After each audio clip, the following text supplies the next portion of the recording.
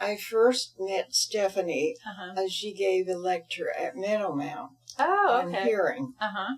And I was very impressed with her her understanding of the hearing problem. And as I say, based on her own hearing loss, she was very empathetic. And I came to the UNC Center based on that lecture.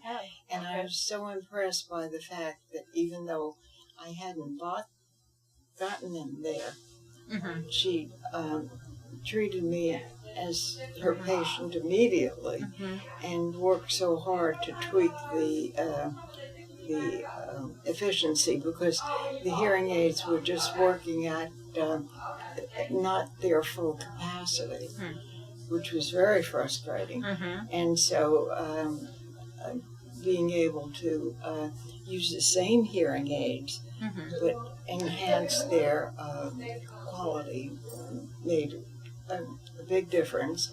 And I appreciated the care and concern that I was shown. And so subsequently I've been going there, and each time they were just so helpful to me.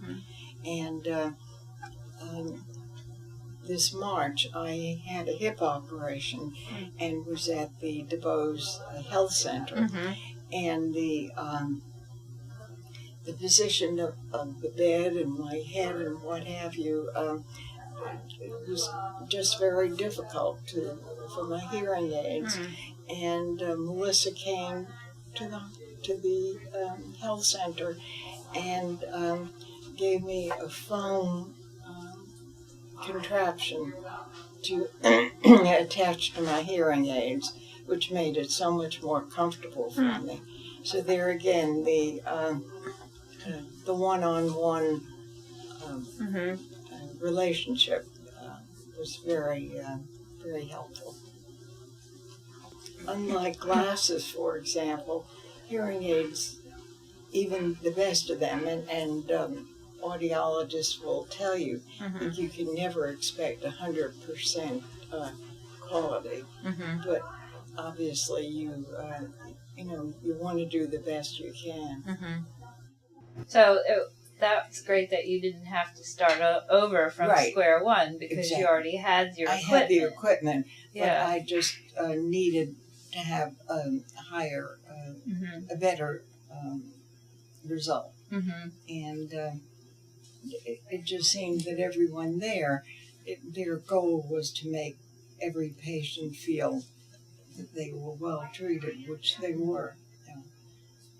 So I think the atmosphere of an office is very important to a patient, and the attitude of the staff.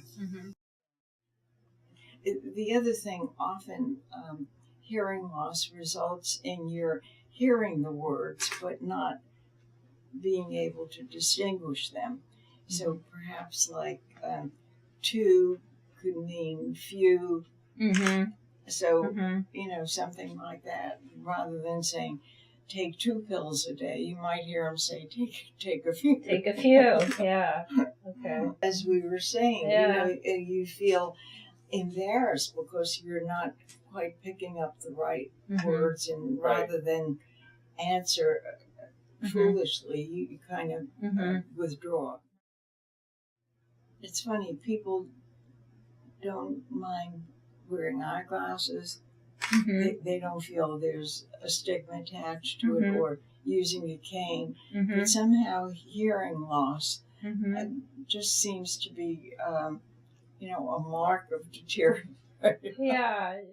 But I think the hearing aids now are so much smaller and more discreet that it, it really makes it easier.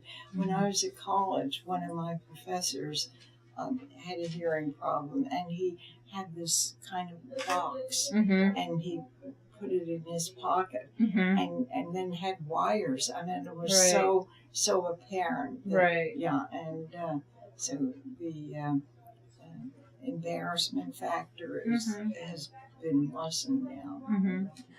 It's true. A friend of mine has hearing aids, and she rarely uses them, and she really needs them. And I put mine on the first thing in the morning because, why not? And then you get into the habit of it, so it doesn't it doesn't become a chore, is what I mean. Right. Yeah. It's part of my makeup. There you go.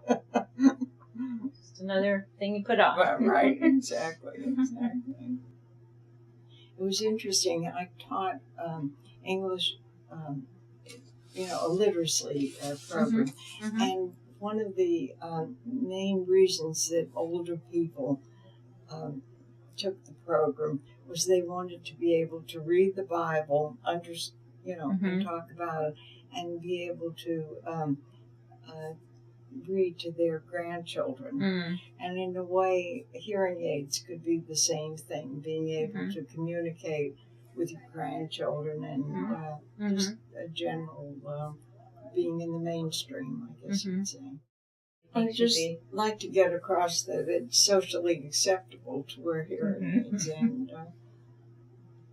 and certainly makes for better communication and socialization among certainly among older people.